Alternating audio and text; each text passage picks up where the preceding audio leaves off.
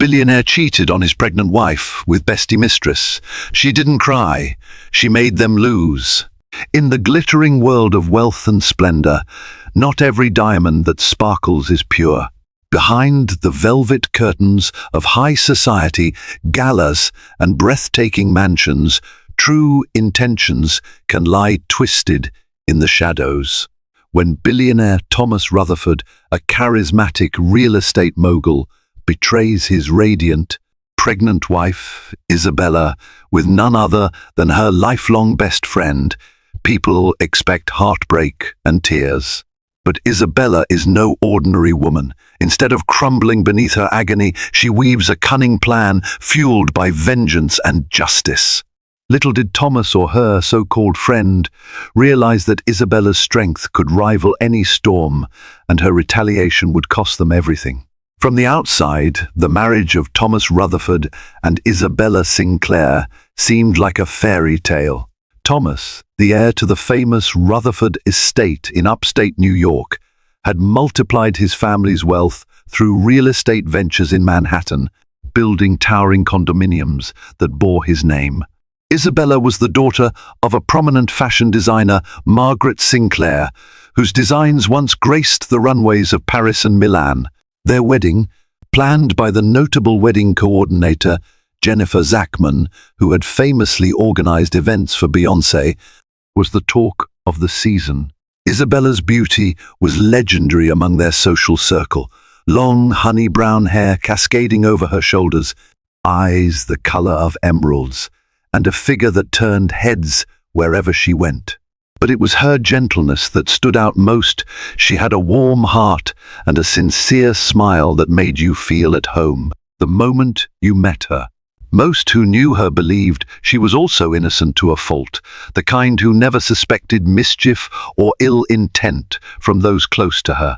At 30 years old, Thomas had a presence that dominated any room. Tall, broad-shouldered, with a confident stride, he carried himself like a modern-day king.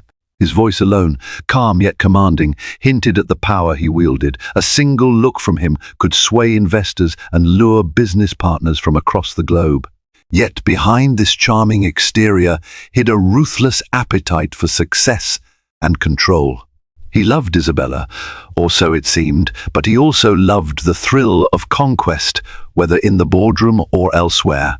That evening, as Isabella prepared for a charity event at a luxurious midtown hotel, she gently patted her slightly rounded belly in the mirror. At 3 months pregnant, the changes were still subtle, but she felt them deeply. This child, their first, was the culmination of everything she had dreamed of since her wedding day. On the vanity table lay her emerald earring studs, a gift Thomas had bought after they discovered the pregnancy. The promise of a new chapter shone in their glimmer. Earlier that day, Thomas had been in a business meeting finalizing details for a new condominium project. He was running late, and Isabella tried calling him, but it went to voicemail every time. In the past, she might have worried, possibly even felt a twinge of jealousy. But after years of standing by her billionaire husband, she'd grown confident that he would always be there for her. She had no inkling that something far darker was unfolding behind the scenes.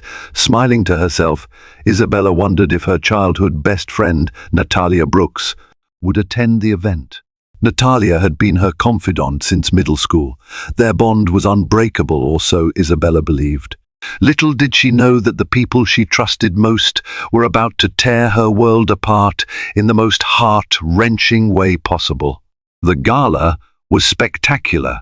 Gentle music wafted through the air, mingling with the chatter of New York's elite. Glittering chandeliers hovered above circular tables draped with the finest linens. Society photographers flitted around, capturing candid shots of the city's most influential figures. Between the clinking of champagne glasses and the hum of polite laughter, Isabella found herself scanning the crowd. Thomas still hadn't arrived, though he had promised. In Isabella's circle, punctuality at charity events was a matter of both courtesy and status. Having your spouse absent raised questions. Where was Thomas Rutherford? Even more pressing, where was Natalia Brooks, who'd not responded to Isabella's texts all afternoon? Isabella took a seat at her assigned table. A swirl of worry tugged at her stomach. She sipped water to steady her nerves, patting her growing belly as if to reassure her unborn child that everything was fine. "Thomas will be here," she whispered to herself. "He always is." But as minutes bled into hours, no sign of Thomas or Natalia emerged. Restless, Isabella thanked her host, quietly excused herself from the table, and slipped outside for fresh air. The doorman recognized her at once and signaled for the valet. Thomas's private driver was nowhere to be seen. Casting one more glance at the ornate entrance, Isabella decided to head home. She could have asked any of her well-heeled friends for a lift, but she felt a strange urge for solitude. She yearned for the quiet of her home, away from the spectacle, so she could gather her thoughts. That was when her phone vibrated. It was a text from an unknown number. "Thomas is cheating on you," asked Natalia. Her heart thudded in her chest. She read the text multiple times, her mind racing. This had to be some horrible prank or spam. But who would stoop so low? A swirl of anxiety, disbelief, and heartbreak coursed through her. She tried calling Natalia first, but there was no response. Then she dialed Thomas straight to voicemail again. She was trembling by the time she got into a taxi. Could it be true? The man she cherished, the one she was building a family with, could he really be betraying her? Yet, a quiet voice inside her said that the text might be an omen, a clue she couldn't ignore.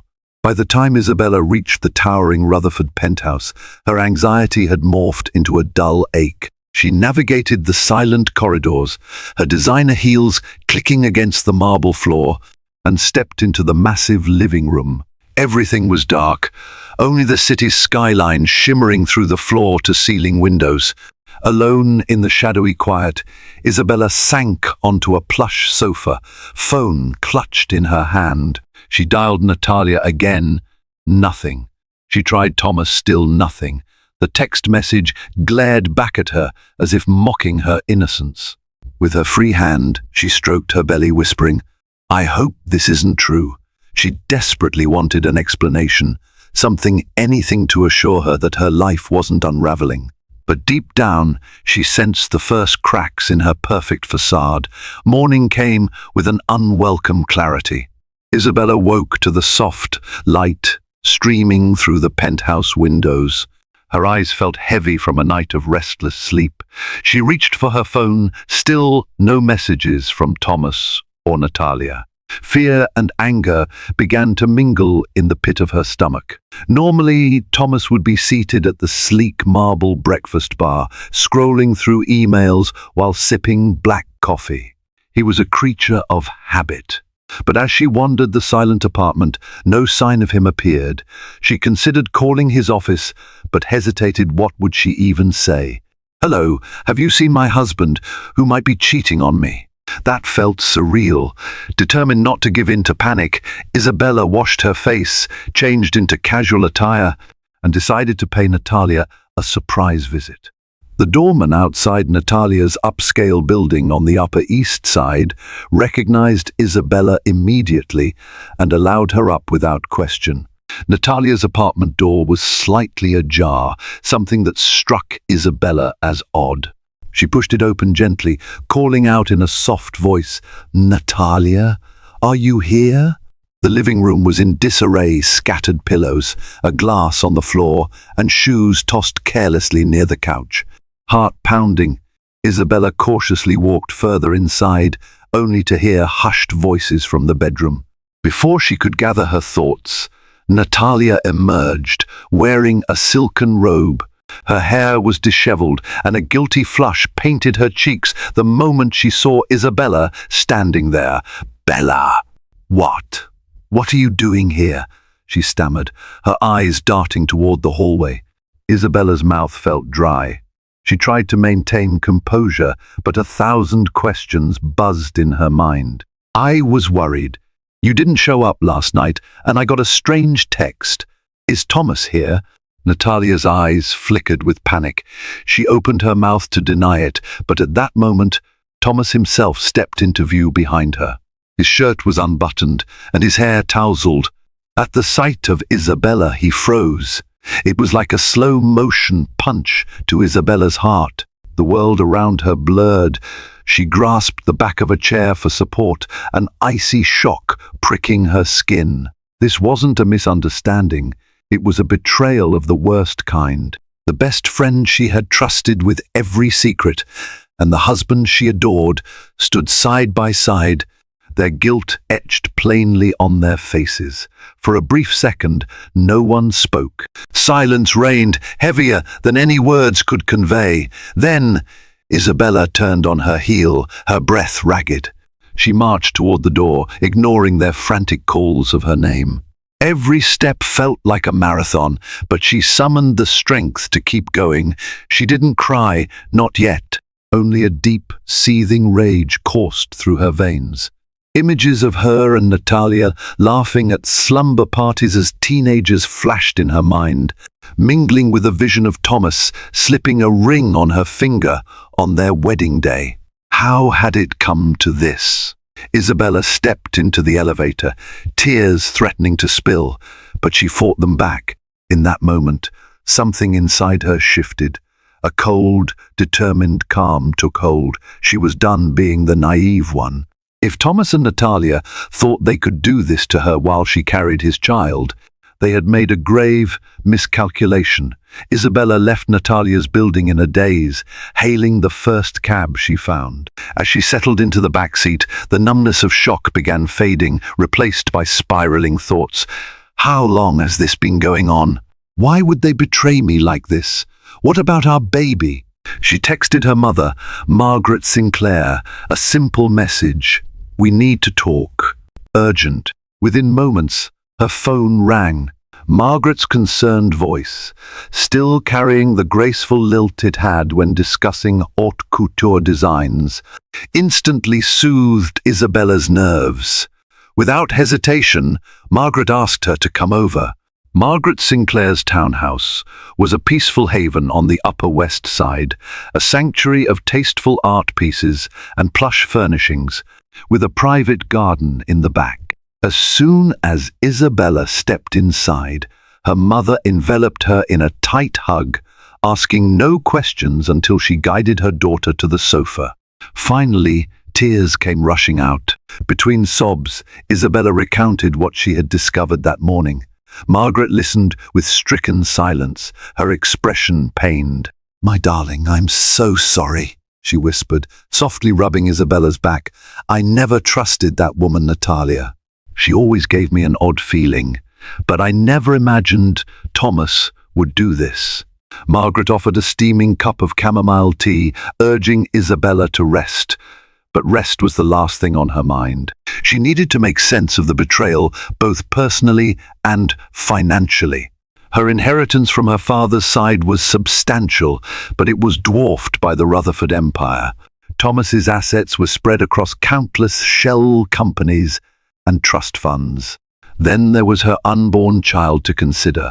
All day, as Margaret tried to console her, Isabella's phone buzzed with calls and text messages from Thomas. She ignored them.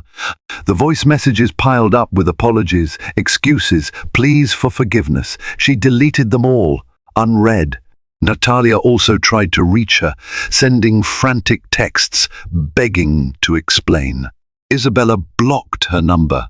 In the late afternoon, Margaret suggested they reach out to one of her oldest friends, David Harrington, a high-powered attorney with a discreet yet fearsome reputation among the city's elite. "He knows how to protect you and the baby, Isabella," Margaret said firmly. "If Thomas thinks he can walk all over you, we'll prove him wrong." That evening, Margaret and Isabella traveled to David Harrington's office on Madison Avenue. A stoic man in his 50s, with salt and pepper hair and sharp, intelligent eyes, David welcomed them and listened intently. "There's no reason to rush a divorce at this exact moment," he advised after hearing the story. "But, Isabella, you need to protect your interests. As the mother of Thomas's child, you have leverage. If his actions endanger you or the baby's future, you can act. Isabella left the office that night with a folder of documents and a plan forming in her mind. She wasn't sure what she would do yet, but she knew one thing: she wouldn't be silent. She wouldn't let them rob her of dignity and leave unscathed. She was a Sinclair, after all, and more importantly, she was about to become a mother. Her baby deserved a better legacy than betrayal. Thomas had never been a coward. In business, he was always direct, sometimes brutally so. When it came to personal affairs, however, he found himself floundering. Isabella's silence over the past 2 days terrified him more than any furious confrontation ever could. He attempted to see her at the penthouse, but the locks had been changed, and her security detail barred him from entering. He reached out to Margaret Sinclair, only to be rebuffed. Even his personal assistant sensed the tension as hushed whispers buzzed around the Rutherford headquarters. No one knew why the usually unflappable Thomas was pacing his office in disarray. On the 3rd day, he arrived at the penthouse to find Isabella waiting for him in the living room. She stood by the grand piano, her face composed. He noticed the slight curve of her belly, a visible reminder of the life they had created together. He swallowed the lump in his throat and stepped forward cautiously. "Isabella," he began, desperation coloring his tone. "I'm sorry, I never meant," she raised a hand, cutting him off. "I don't want your apologies, Thomas." Her voice was steady, but underneath the calm, he could feel the fury that simmered. "I want to know why." He ran a hand through his hair, struggling for words. "It just happened. There's no excuse. I never wanted to hurt you. I was lonely. You were busy with the pregnancy, and Natalia was—" "Don't you dare blame this on me or my pregnancy," Isabella snapped, her eyes flashing. "You lied to me. You lied to everyone." Thomas stared at the floor, shame washing over him. "I know. I'm not trying to make excuses." They stood in silence for a long minute, the tension thicker than the opulent curtains draped around them. Finally, Isabella spoke again, her gaze intense.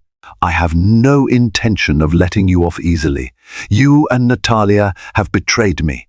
You've broken our marriage vows, and I don't trust you. But for the sake of our baby, I suggest we keep things civil, at least in public."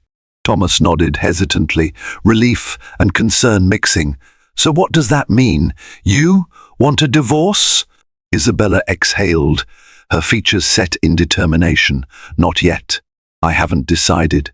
But I won't just accept this. If you're expecting me to slink away quietly, think again. I'm a Sinclair. I know my worth." A hint of anxiety flickered in Thomas's eyes. After all, the Rutherfords weren't the only powerful name at play here. In the hush of that luxurious room, he realized that Isabella wasn't the naive woman he once thought he could manipulate. She was evolving, stronger than ever. Before he could say another word, she turned on her heel and walked toward the door, pausing only to say, "Don't contact me unless it's about the baby or something official. I'll decide where we go from here. And don't think for a second that Natalia is off the hook. You both have no idea what you've started." As she left, Thomas sank onto a chair, his heart pounding. He knew all too well an angry Isabella Sinclair was a force of nature, and he had unleashed a storm that might just destroy them all. True to her word, Isabella outwardly maintained composure. She still made appearances at society functions solo, yet impeccably poised. When reporters asked after Thomas, she merely smiled and mentioned business obligations. The rumor mill churned, but no one could confirm the whispers of trouble in paradise. Behind the scenes, however, Isabella was a whirlwind of activity. She had engaged David Harrington to dig deeper into Thomas's business operations. He uncovered something startling. While the Rutherford empire was vast, a significant portion of Thomas's holdings were privately financed by high-interest loans. Apparently, Thomas had over-leveraged for his latest developments, taking risky bets to rapidly expand his portfolio. This was a potential weakness, one Isabella intended to exploit. If Thomas's projects failed, or if lenders got spooked, he could lose everything. And since much of the Rutherford estate was tied up in these ventures, the family name could suffer irreparable damage too. As for Natalia, Isabella was planning something more personal. After some quiet inquiries, she discovered that her former best friend had fallen into financial troubles despite her lavish lifestyle. Natalia's parents had been wealthy, but a series of bad investments drained their fortune, leaving her scrambling to maintain appearances. So when Thomas came along, flush with cash and attracted to danger, Natalia couldn't resist. One evening, Isabella invited her trusted circle to her mother's townhouse. Among them were old friends, like Grace and Fiona, who had known Isabella and Natalia since high school. Over cups of freshly brewed coffee, she told them the truth about Thomas and Natalia's affair. Gasps and exclamations of disbelief filled the room. Many had suspected something amiss, but hearing it confirmed left them outraged on Isabella's behalf. That night, she formed an alliance of sorts. Grace was a savvy PR consultant. She knew how to spin a narrative or leak a rumor that could shape public opinion. Fiona was an events coordinator who had her ear to the ground on every major social gathering. Together, they could orchestrate subtle but devastating attacks on Natalia's reputation and Thomas's ventures. It started small, a rumor that Thomas's new luxury condo project was behind schedule, a whisper that Rutherford Real Estate was defaulting on some of its loans, anonymous tips to tabloids linking Natalia to questionable financial dealings.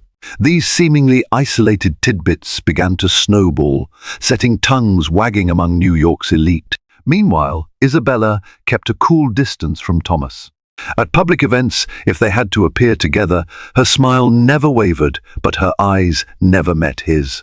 He tried to charm her back, sending lavish gifts and flowers, but she refused them all. Friends and acquaintances noticed the strain, but were too polite or afraid to pry. Just when Thomas thought the worst might be behind them, Isabella's cunning moves began to unravel his carefully manicured world. He didn't see it yet, but the seeds of revenge had been planted, and they were about to bear a fruit more bitter than he could have ever imagined.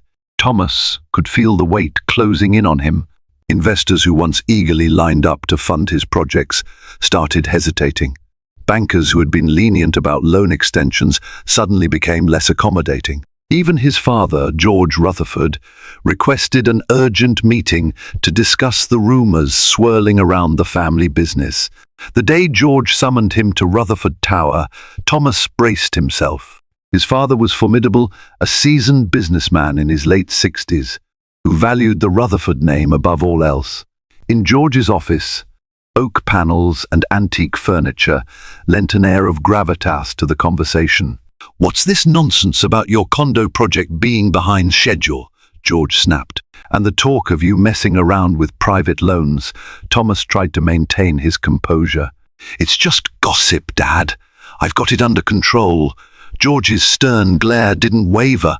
"Look, son, you've always been ambitious, which I admire, but you've taken too many risks lately. You'd better handle these rumors before they tarnish our reputation." Thomas swallowed his pride. He promised to resolve everything quickly, but as soon as he left Rutherford Tower, he realized he had no clear plan. The orchestrated rumors were coming from multiple directions. No matter how many times he tried to refute them, another story emerged. His CFO, Linda Morales, noticed the downturn. "Thomas, we need a damage control strategy," she advised. "Our brand can't sustain these hits indefinitely." While he was busy fighting fires on the business front, his personal life continued to crumble. Natalia, feeling snubbed by both polite society and Thomas, who was not publicly claiming her, started to panic. She bombarded him with text messages and calls, demanding he leave Isabella and make their relationship official. But Thomas knew that divorcing Isabella abruptly, especially given her family's resources, would be a public nightmare. The social ramifications were enormous, not to mention the potential legal entanglements. If I push for a divorce now, he thought grimly, I might lose half my assets or more, especially if Isabella can prove adultery. To complicate matters, Natalia began hinting that she might go public with their affair if Thomas didn't comply with her demands. After one particularly heated argument in Natalia's apartment, Thomas left in a fit of rage, slamming the door behind him. He realized too late that he had entangled himself with a desperate woman who had nothing left to lose. All the while, Isabella watched from a distance, carefully pulling the strings. Through her alliances, she spread carefully chosen tidbits of gossip, never too blatant, never directly traced back to her. She began discreetly meeting with realtors and attorneys, exploring legal channels to isolate Thomas financially. For every step Thomas tried to take towards stability, Isabella ensured a subtle nudge pushed him back. Yet Isabella wasn't consumed solely by revenge. She attended every prenatal appointment, focusing on the well-being of her baby. She meditated, worked with a personal trainer specializing in pregnancy, and consulted with nutritionists. The turmoil in her marriage, oddly enough, sharpened her resolve to give her child the best start possible. Soon enough, the tension between Thomas, Natalia, and the mounting pressures from all sides reached a boiling point. The cracks in their once perfect facade were about to split wide open, and Isabella was ready to watch them collapse. Amidst the roiling chaos, one event loomed large on the social calendar, the annual Rutherford Foundation Gala. It was typically a night of glamour and prestige, with society's finest in attendance. This year, however, it felt more like a ticking time bomb. Thomas had no choice but to attend. His presence was expected to reassure investors that everything remained under control. Though Isabella was technically still the hostess, she made it clear she wouldn't be arriving on his arm. Instead, she agreed to show up separately, purely for appearance's sake. When the big night arrived, the ballroom at the Plaza Hotel sparkled with crystal chandeliers and lavish floral arrangements. Hundreds of guests mingled in designer gowns and tuxedos, sipping champagne and gossiping in hushed tones about the rumors swirling around the Rutherfords. At the center of it all stood Thomas, wearing a tailored midnight blue tux, plastering on a carefully practiced smile. Then Isabella entered, regal in a floor-length emerald gown that showcased her growing baby bump with elegant grace. Heads turned instantly. She greeted guests warmly, her posture exuding confidence. Thomas felt a pang of admiration despite everything. Isabella's poise was undeniable, and it made him painfully aware of the magnitude of his betrayal. To the surprise of many, Natalia also made a brazen entrance. She wore a daring red dress, cut to accentuate her figure, and made no attempt to keep her distance from Thomas. The tension in the air became palpable whenever the three of them were in sight of each other. Camera flashes followed their every move, capturing a silent drama beneath the gilded decor. Midway through the evening, Isabella discreetly approached the stage with the foundation's board members for a brief speech. She spoke about the charity's mission providing educational grants for underprivileged children and concluded with a heartfelt note on unity and trust. Her final line, directed at the sea of wealthy donors, dripped with implication. It is in the darkest moments that true loyalty is tested. May we all honor that sacred bond. Moments later, Natalia cornered Thomas near the lavish buffet. "What am I doing here alone?" she hissed, her voice seething with frustration. "You said you'd be there for me. Instead, you're playing the dutiful husband while everyone whispers behind our backs." Thomas tried to maintain his composure. "Now, Isn't the time, Natalia? We'll talk later, okay? But Natalia wouldn't be placated. She raised her voice, drawing curious glances from nearby guests. In a desperate, self-destructive move, she blurted, "Don't treat me like your secret, Thomas. Not when you're the one who made the first move. You think you can throw me aside when it suits you?" He paled, noticing the stares from stunned onlookers, including some key investors. A few cameras clicked, capturing the heated exchange. The humiliating scene was precisely what he'd feared. Isabella, observing from across the room, felt a twisted sense of satisfaction. The carefully orchestrated meltdown was playing out perfectly. In a panic, Thomas grabbed Natalia's arm and tried to steer her away. But the damage had already been done. Everyone witnessed the outburst enough to confirm that the rumors of an affair were not mere speculation. With tensions spiraling, the Rutherford Foundation Gala turned from a fundraiser into a spectacle. And at its heart stood three figures locked in a disastrous dance: the billionaire husband, his pregnant wife, and the best friend who had become the lightning rod for scandal. In the days following the gala, tabloids exploded with headlines. Photos of the tense confrontation between Thomas and Natalia spread like wildfire, accompanied by wild speculation about the impending collapse of the Rutherford marriage.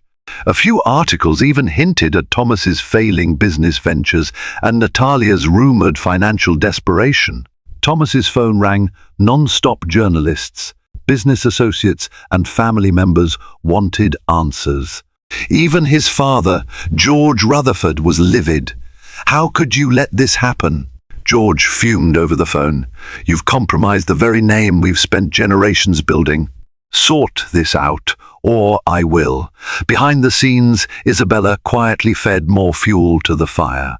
Grace, her PR ally, arranged an exclusive leak to a well-known society columnist, revealing that Isabella had not been receiving the emotional or financial support a pregnant wife should expect. The piece described Thomas's reported mismanagement of funds and an extravagant lifestyle with a mistress at the cost of philanthropic commitments.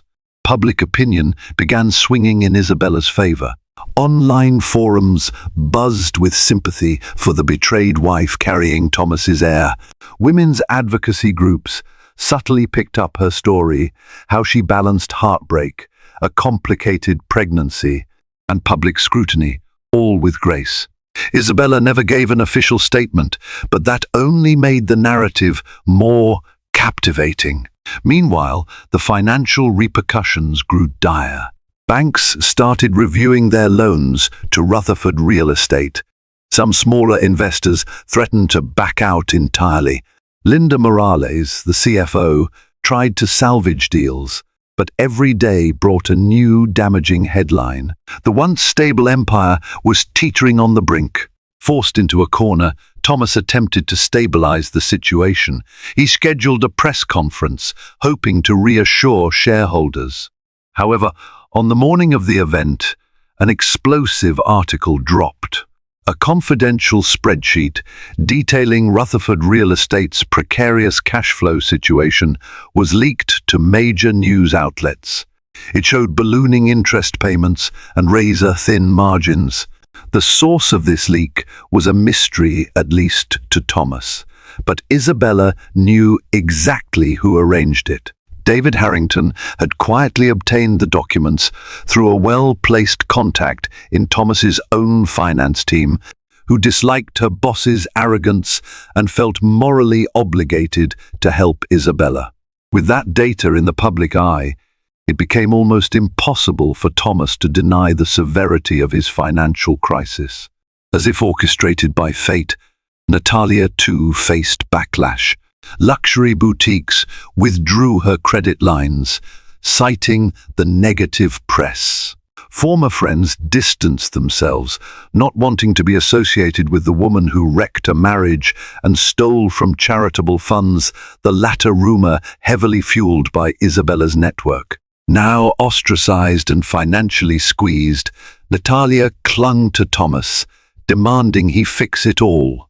But Thomas could barely hold himself together. His once impenetrable fortress was cracking under the twin pressures of scandal and debt. Isabella observed from the sidelines, unwavering. She felt a pang of sadness for the man she had once loved, but her anger and sense of justice overshadowed any pity. If Thomas and Natalia believed she would bow down, they had grossly underestimated her. She was determined to see this through, no matter how high the stakes grew.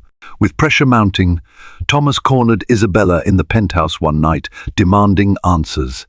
He had let himself in using a spare key he'd secretly kept, surprising her in the living room. She wasn't frightened, but she was annoyed she had hoped to avoid such an unplanned confrontation. "What have you been doing?" Thomas barked, his eyes flashing. "I know it's you behind these leaks, these rumors. Why are you destroying everything we built?" Isabella remained composed, standing by a large window overlooking the sparkling city skyline. She crossed her arms, her pregnancy evident under a loose-fitting satin robe. "You destroyed our marriage the moment you betrayed me with Natalia," she said coldly. "I'm simply ensuring you face the consequences. You can't think you can walk over me without repercussions." Thomas's frustration boiled over. "You're jeopardizing our child's future," he spat. "If I go down, you go down too." Isabella's expression hardened. "Wrong. My personal assets and inheritance are well protected, thanks to my family trust. You, on the other hand, are riding a wave of over-leverage, lavish spending, and scandal. The baby will be fine, Thomas. I'll see to that." Her words stung him. He realized just how thoroughly he was trapped. The empire he'd expanded so aggressively was now teetering, and Isabella held all the cards. A flicker of desperation crossed his face. "Then what do you want?" he asked, his voice a notch quieter. She regarded him calmly.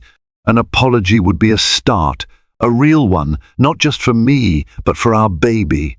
A promise. You'll never try to slander me to salvage your reputation. And I want you to cut Natalia out of your life entirely if you want any chance at mending this." Thomas exhaled, rage and remorse twisting inside him. At that moment, the doorbell rang. Isabella's security guard announced that David Harrington had arrived. Seeing the lawyer, Thomas's face paled. "What's he doing here?" David stepped into the room, greeting Thomas with a polite nod before turning to Isabella. "I brought the revised documents," David said. "For your consideration." Thomas's pulse raced. Documents? He immediately suspected divorce papers, but his heart clenched when he realized that if Isabella served them now, with his public image in shambles and personal finances on the edge, the settlement could ruin him completely. Without a word, Isabella took the folder from David and placed it on the table. "We can talk about this tomorrow, Thomas," she said, her tone final. "For now, I'd like you to leave." He hesitated, wanting to protest, but found himself at a loss. With a frustrated sigh, he strode toward the door. Just before exiting, he turned back, casting Isabella a pained look. "I'm sorry," he whispered, almost inaudible, before leaving her to the silence of the penthouse. Isabella closed her eyes, feeling the weight of her decision. The confrontation had left her shaken. It was never easy to watch the father of her unborn child unravel, but she reminded herself of his betrayal and that single agonized plea from her younger self. "Never let them think you are weak." Outside, the city lights shimmered. Inside, a marriage lay in shreds, and the final blow was yet to come. Natalia Brooks paced frantically in her apartment, glancing at her phone every few seconds. She'd left countless voicemails for Thomas in the past few days, but he wasn't responding. Her credit cards were maxed out, and eviction notices loomed thanks to her unpaid rent. The once fashionable decor of her home now felt like a testament to her failing ruse as a wealthy socialite. An unexpected knock startled her. She dashed to the door, hoping it might be Thomas, only to find Fiona, one of the few friends she had left. But the moment she saw Fiona's icy expression, her heart sank. "Fiona, what's going on?" Natalia asked, stepping aside to let her in. Fiona entered without preamble. "I need to retrieve some items for Isabella," she said stiffly. "She told me you have a few of her belongings here from years back, old keepsakes." Natalia looked confused. Why couldn't she text me? I have no idea. Then it dawned on her. Isabella must have set this up, sending Fiona to deliver a message. "You are no longer welcome in my life." "Also," Fiona added, her gaze unwavering, "I wanted to see for myself if the rumors are true that you're broke, that Thomas has cut you off." Natalia bristled. "Get out, Fiona. This is none of your business." Fiona crossed her arms. "I was Isabella's friend long before you wormed your way into her trust. And I'm not leaving until I have what I came for." Feeling cornered, Natalia gestured angrily toward a box in the closet. "Fine, take whatever is Isabella's." Her voice cracked. "But tell her I never meant for this to happen. I was lonely, and it just sort of spiraled out of control." Fiona snorted in disgust. "And you thought sleeping with her husband was the solution?" She picked up the box and headed for the door. "You should be ashamed. We all trusted you." In a moment of vulnerability, Natalia's eyes welled with tears. "I didn't plan it. I thought Thomas loved me, but now he's gone too. Please, Fiona, can't you at least put in a word for me? I have nowhere else to turn." Fiona paused, her gaze cold. "You made your bed, now lie in it. Isabella owes you nothing. You destroyed her marriage and made a fool of yourself in the process. You're lucky she hasn't done worse to you." With that, Fiona left, leaving Natalia trembling and alone. The conversation made it clear. Her last ties to the social circle were severed. She sat on her couch, hugging a pillow, tears streaming down her cheeks. She realized too late that she had overplayed her hand, expecting Thomas to protect her. But Thomas had his own troubles, and Natalia was now merely an inconvenience. Had it been worth it? She wondered, thinking of all the deceit and heartbreak. In that dark, lonely apartment, Natalia finally understood. Once Isabella Sinclair set her sights on your downfall, there was little chance of escape. The best friend she had betrayed was stronger and smarter than she had ever given her credit for. In a turn of events that felt almost surreal, Thomas found himself on the verge of personal and financial collapse. The banks demanded immediate repayment of several large loans. His largest development project stalled due to lack of funds, and prospective buyers were withdrawing their deposits. Stockholders in the publicly traded arms of the Rutherford Empire clamored for his resignation. Even George Rutherford threatened to disown him if he didn't step down to save face. Meanwhile, Isabella stayed busy finalizing her legal strategy with David Harrington. She attended her prenatal appointments religiously, focusing on maintaining her health. Despite the turmoil, she felt a renewed sense of clarity, like a dark fog lifting. Then came the day she served Thomas with a meticulously prepared set of documents, separation papers, outlining strict conditions that would safeguard her and the baby. There was a clause awarding her sole custody if Thomas could not prove financial stability and emotional fitness. Another clause demanded that Thomas relinquish certain business assets if he defaulted on spousal support. Thomas sat in his half-empty office, scanning the documents, shaking his head in despair. "You want everything," he muttered. "My God, Isabella, I never wanted it to come to this." She stood across from him, her posture regal despite the late stages of pregnancy. "You wanted it the moment you chose to cheat on me with Natalia," she replied quietly. "But I'll let you keep enough to rebuild your life, just not at my expense or our child's." Resigned, Thomas signed, It was the most humiliating moment of his life. The father he had once tried so hard to impress was now threatening to remove him from the family business. His mistress had turned into a liability. The only person who had once stood by him, Isabella, now meticulously dismantled the empire he had built on arrogance and greed.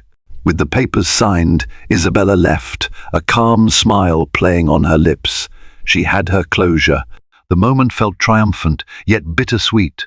Within days, Thomas's resignation from Rutherford Real Estate was announced publicly. He retreated to his private estate in the Hamptons, rarely seen by the city's high society again. Natalia, facing eviction and social exile, attempted to contact him, but he ignored her calls, wanting nothing to do with the reminder of his downfall. A month later, Isabella gave birth to a healthy baby boy, Alexander Sinclair Rutherford. The press was abuzz. Photos showed Isabella cradling the infant, surrounded by her mother, Margaret, and close friends. The tabloids hailed her as a paragon of strength, the woman who took on a cheating billionaire and won. Thomas sent a bouquet of white lilies with a heartfelt note, "For our son, I'm sorry." Isabella placed the flowers aside, reflecting on the irony.